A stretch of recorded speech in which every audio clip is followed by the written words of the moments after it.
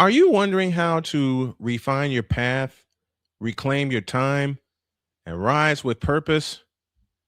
After kicking cancer in the rear end, I've been wondering that for a long time, and I've gotten some help in doing it. But I got someone that's want to share a little bit more help with y'all.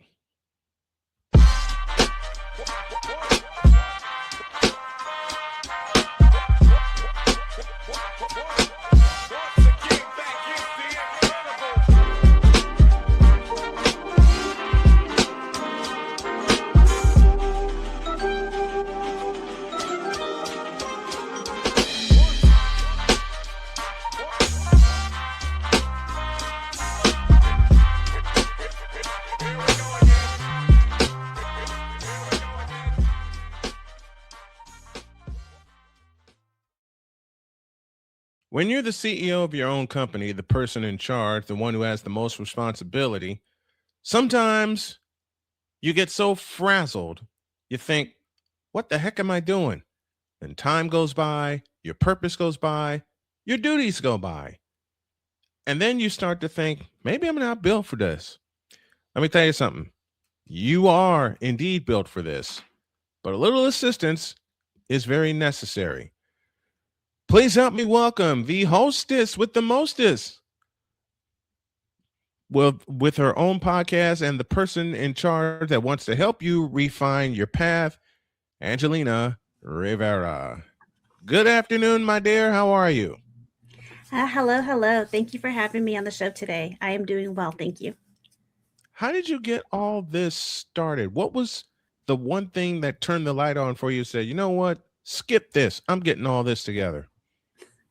Well, I kind of always was a person who was very into like time management and productivity. I came Hmm. from a family of six, and my mom would always make the three older girls, which I was the third of the three, clean our room or do different things, which is okay, right? That's a chore.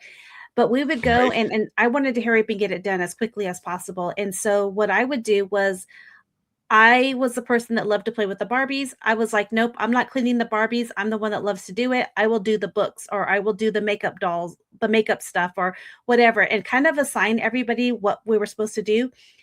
The sister who's now a librarian who loved to read, she wasn't allowed to clean up the books because what she would do is she would just waste time clean reading the books or doing all the other things, right? And I wanted to hurry up and get it done so we could go and do play or play outside or whatever. And my mom would, when we would get done doing that, my mom would say, "Well, it would take me 3 hours to get this done." I'm like, "Well, yeah, there's three of us, and each of us was really productive." But that kind of just followed me through. I didn't have a normal childhood per se, is that, through middle school and high school, I had to help my mom out. I had to have dinner Mhm. done a couple of nights a week. I had to make sure I still had good grades, and so I really had to balance my time well. Now, come an adulthood, I'm like, whatever. I still kept up that mentality and had kids very young and managing my children, working full time, going to college full time, being married, all of these things. You just had to really learn to what you wanted to focus on. And so I've been very gifted at that, but I've also figured out what works and what doesn't work. I've had some hard lessons and I've had some burnout because I thought I could take on everything. And I just had to really prioritize what matters and what doesn't. And so that's what I really suggest to people is when you are trying to do everything, write it all out what you're trying to do and figure out what is the only thing that you can do. Like you doing the podcast, only you can create your podcast. You have to record the shows, right? Because you are the host. So those are the Mhm. things that you can do. But what are the things that you can delegate to others? Maybe you don't like doing financials and you have a friend who's an accountant. Maybe you can work out a deal so that, they can help you with your accounting because Mhm. that's the things that they're good at.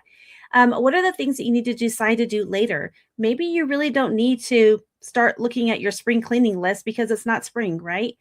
And then what are the things that you just need to delete? Because there's a lot of things that we think we need to do and we just need to delete them. Maybe it's also relationships, friendships that you no longer need, people who are no longer serving you.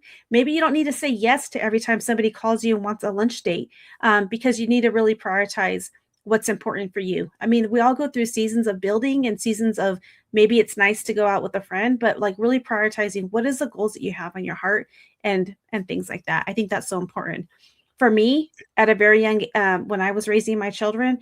My husband had medical issues, and at a very young age, I decided I wasn't the one that needed to do laundry. That was stuff that my children could help out with. Um, and, things like that, making dinner. Even though I had to do dinner at a young age, I helped my children and taught them how to do dinner at a very young age, even grocery shopping. There's things that you don't can delete off your list that you can have others do. You don't always have to be the one going to the grocery store. There are services Right. out there that can help you. Instacart, all these things.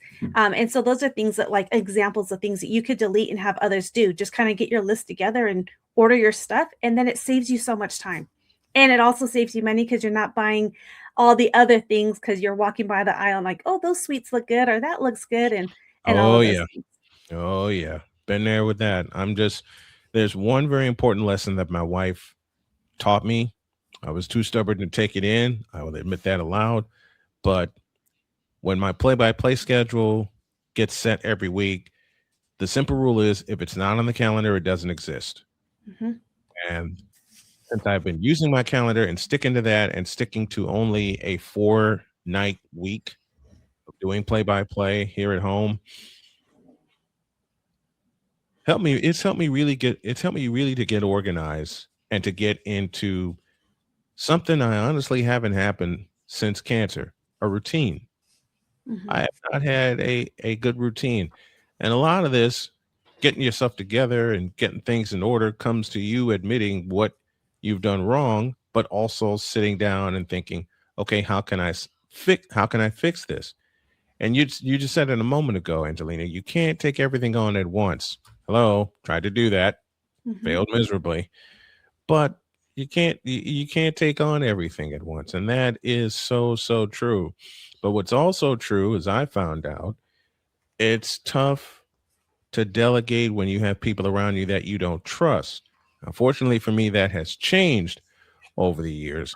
But how much does trust come into play when you're delegating duties to other people?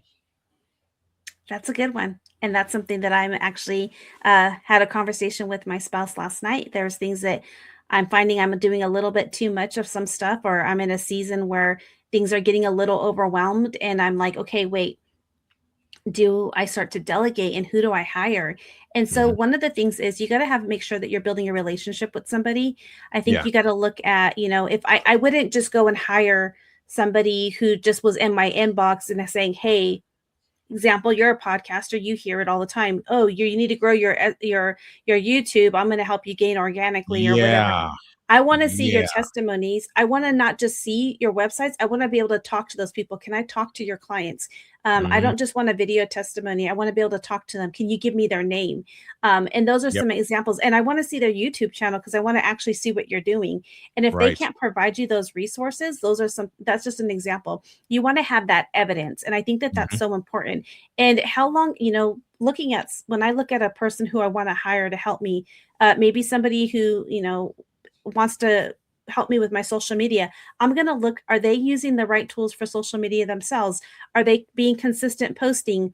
Are they, what's their following like? Are they engaging in people? If I post something, are they engaging back in me? And those are Mhm. some of the things that you want to look for and try to make sure. But it is hard. Like when it comes to our finances, how do I know that that's the right accountant? How do I know that that's the right person? And the best thing you can do, look it up in, Better Business Bureau, see if they've had any complaints. I've actually found this out yesterday is there's people out there, who you wanna actually just eat know it sounds weird, but look up their criminal history. I just That had doesn't talking to sound weird. somebody the It other doesn't day. sound weird to me. I had to deal with that. You just mentioned a moment ago, there are so many scammers out there that will guilt you Mhm, into thinking you got to grow your YouTube channel if you want to do this, you got to grow this if you want to grow that. And I heard them all and nearly bit on all of them. Thank God I didn't, mhm, because it's so overwhelming when you think when you think about it. When you are running a business, you got so much to do, and so many people claim they want to help, and they don't. But mhm, they want to get you first before you get them, before you vet them. I have become so much better just in the past 3 years of vetting which services I want to use, because after my health issues, after pancreatic cancer, having a couple of toes amputated, and just getting my nerve back to get out of this Mhm. chair and walk and stretch my legs. I've gotten better as to recognizing who the scammers are. And anybody who has hosted a podcast or does podcasts on YouTube, or like me does cover sports and alternative play by play, the scammers are out there, and it's crazy. And it's so hard to delegate duties to people that you can trust. And all those suggestions that you mentioned, look at their criminal history, talk to them, talk to the people that they supposedly help, because they can easily copy and paste. Mhm. And that's what the scam is all about. It's a copy and paste. No, that's so true. And even not just their criminal history, look to see if they've filed lawsuits and stuff like that. Like I said yesterday, I had a conversation with somebody, and somebody worked with them for 3 years, and they said, "Hey, we're selling our house," and they're like, "Oh, I would like to buy it." Like, this is their employee, and like, "I would love to buy it. Could we do a no sales or whatever transaction?" And they ended up suing them, and they kept repeatedly would do this. They had a friend who was a lawyer and would do these little scam things like that. So you just got to kind of look Mhm. at those things, be very trustworthy, and then make sure that you have all your ducks in a row, that you have a good liability corporation, or things that are backing you up, as well. You have, if you're going to say you're going to do a business, do you have the paperwork to say, to be that business person? Do you have a business bank account and things like that too? Like, when somebody says, "Oh, you can pay me on Cash App," I'm a little bit like, no, I want your routing number or your EIN. I want to see that you're a legit business. I think that that's Correct. important as well. Correct. Absolutely correct. Angelina Rivera joining us here on the program this afternoon. Tell me about the Refine and Shine podcast, because I saw a couple of your episodes. I want y'all to take a look at that channel, subscribe to it, show her some love, will you please? Tell me about that podcast. Well, thank you for that. So my podcast is about stories of resilience. It was called Refine and Shine because we've all been through things, right? We've all been Oh yeah. lifing in life, and whether you think your life's been perfect or not, you've had things that affected you. And I've had people on my show who were paralyzed who are now walking and running marathons. I've had people who've had strokes and just different things. But you don't have to have the big things that happen. It could just be, maybe you always, you were bullied as a child, or maybe, just things were just not always right with you, and you figured out how to pick yourself up and how to be shine, to be the person of resilience, to be the person. And it's refine, because we're still always refining, we're always growing in and moving into different directions. But the thing is that these people are showing up and showing you how that you can shine today. If you don't mind, I'd love to share what my shine principles are, because I think it's Go really with it. important, and it helps you Go with with time it. management as well. Go with it. Okay, so my shine principles, it's something that happened to me through a very big burnout. If you listen to episode 1, I talk about this, where my show started because I miscarried at 5 months, and it was a very hard thing that I was going through. And during that period of time, I burned myself out. I didn't deal with it properly. I just kept going and going and going. Right, that's where the burnout comes in. And so some of the things that I developed these principles, and stands for show up. Show up every day. Show up for yourself, show up for the goals that you have, show up for all the things that you want to build up. You just got to show up. You don't have to show up on social media. I'm not saying that, but just show up. Show up for your goals, show up for the person that you want to be. Just show up.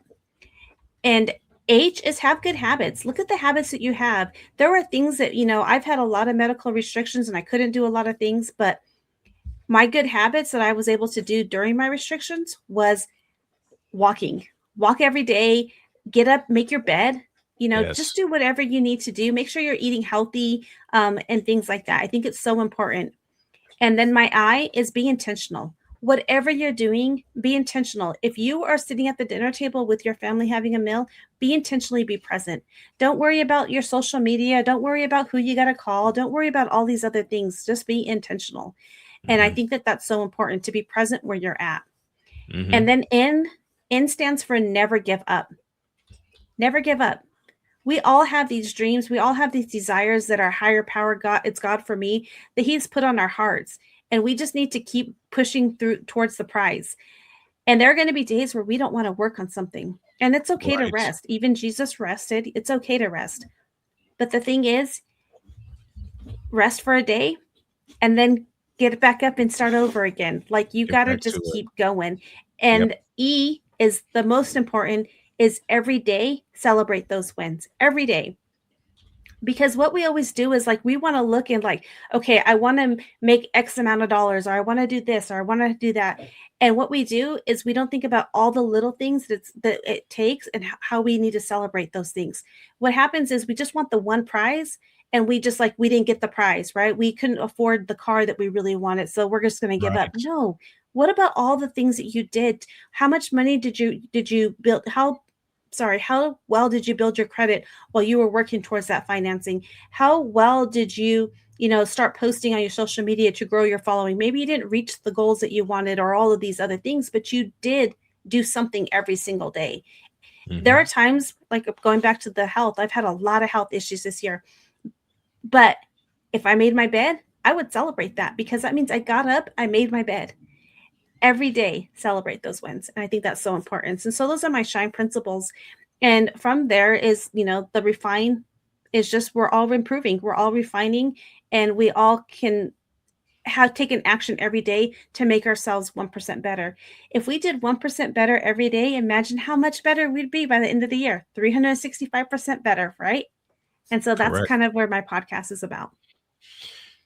And it's a wonderful podcast, folks, hosted by a very, very wonderful woman who took the time to come on to my show this afternoon, Angelina Rivera, the hostess with the mostest of the Refine and Shine podcast. Check it out on YouTube. You will be not only entertained, you will be informed, and you'll be motivated, because a lot of people today talk to me about motivation. So if you look at the Refine and Shine podcast, you will get some motivation out of it. Angelina Rivera joining me here on the program this afternoon. Angelina, a pleasure, and I would love to have you back whenever you're ready. Oh, I appreciate it. Would love to be back.